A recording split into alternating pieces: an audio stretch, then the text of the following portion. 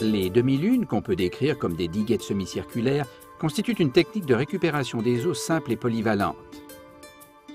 Elles furent introduites en Afrique de l'Ouest dans les années 1980 et s'avèrent prometteuses, notamment parce que le concept était facile à comprendre. Aboubacar Abdou était gestionnaire de projets au Niger dans les premiers temps. Et les gammes de techniques qu'on propose à la population sont des techniques simples, que les paysans assimilent très rapidement, du point de vue manipulation des matériels et puis même exécution des différentes techniques. Donc c'est vraiment un truc à la portée des paysans. En outre, les agriculteurs trouvaient stimulant de travailler en groupe.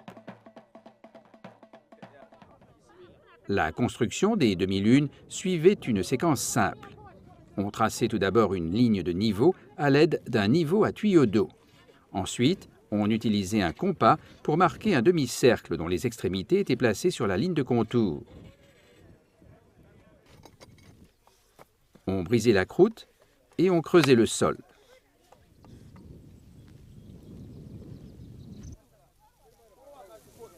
Puis on ajoutait du fumier pour fertiliser la terre. Ensuite, on y semait des graines d'herbe. Et quand il pleuvait, le ruissellement était récupéré des surfaces de captage dénudées et concentré dans les demi-lunes.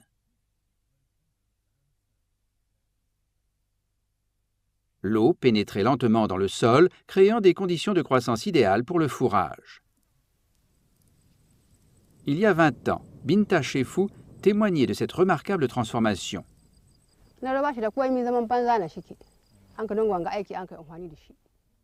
Il n'y avait rien sur cette terre. Elle était inutilisable. Mais elle est devenue utilisable une fois le projet terminé. On est heureux maintenant que le bétail a du fourrage. Et 2 décennies plus tard, Binta Chefou demeure convaincue.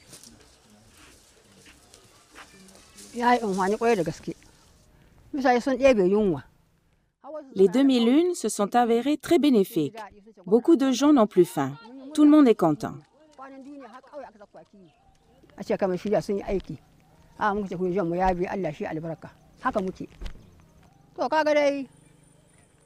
On peut facilement élever nos animaux. Et même les arbres nous rapportent de l'argent. On en tire tous des bénéfices. La récupération des eaux dans les demi-lunes a aidé à restaurer la biodiversité dans cette région où la flore a pratiquement été anéantie par les sécheresses des années 1970. Aboubacar Abdou dresse lui aussi un bilan positif. Donc je suis très réconforté de voir l'expansion que les ouvrages ont eue 20 ans après. L'appropriation est totale. La population, elle s'est vraiment accaparée de cette technique. Une caractéristique des technologies en usage au Sahel est qu'elles peuvent se propager rapidement d'un pays à l'autre. Au Niger, on a appris comment améliorer les cuvettes de plantation Tassa lors d'une visite d'échange au Burkina Faso, d'où furent ramenées de nouvelles pratiques. De leur côté, les agriculteurs du Burkina Faso ont assimilé des connaissances transmises par leurs voisins en matière de demi-lunes. On peut aujourd'hui voir les demi-lunes s'implanter sur le plateau central du Burkina Faso. Bourema Ouadrogo a appris cette technique, qu'il enseigne désormais à d'autres. Il peut y avoir des différences de détails dans la méthode de construction ou dans la conception, mais le principe est exactement le même. Bourema nous explique comment il en est venu à s'intéresser aux demi-lunes et évoque une contrainte importante.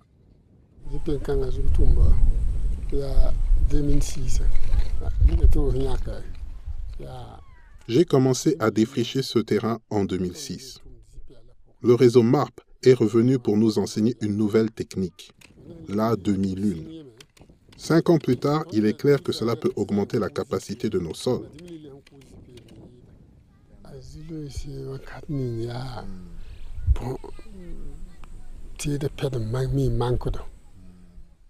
Bien sûr, on a certaines contraintes. On a un problème de disponibilité des engrais. Évidemment, on a du fumier et du compost, mais on a aussi surtout besoin d'engrais non organiques.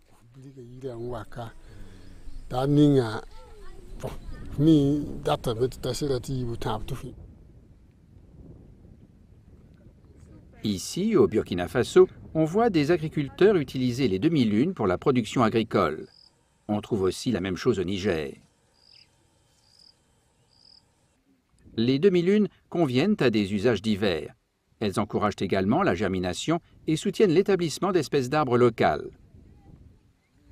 Ces jeunes plants sont les bienvenus et les exploitants veillent à leur croissance. C'est ce qu'on appelle la régénération naturelle assistée.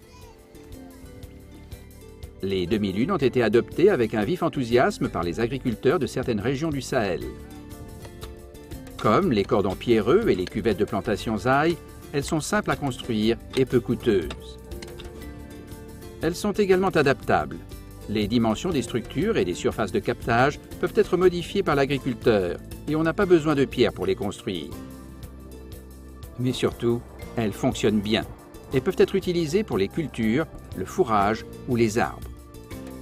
On peut même dire que demi-lune est devenu au Sahel un nom de marque pour une technologie de récupération des eaux efficace et durable.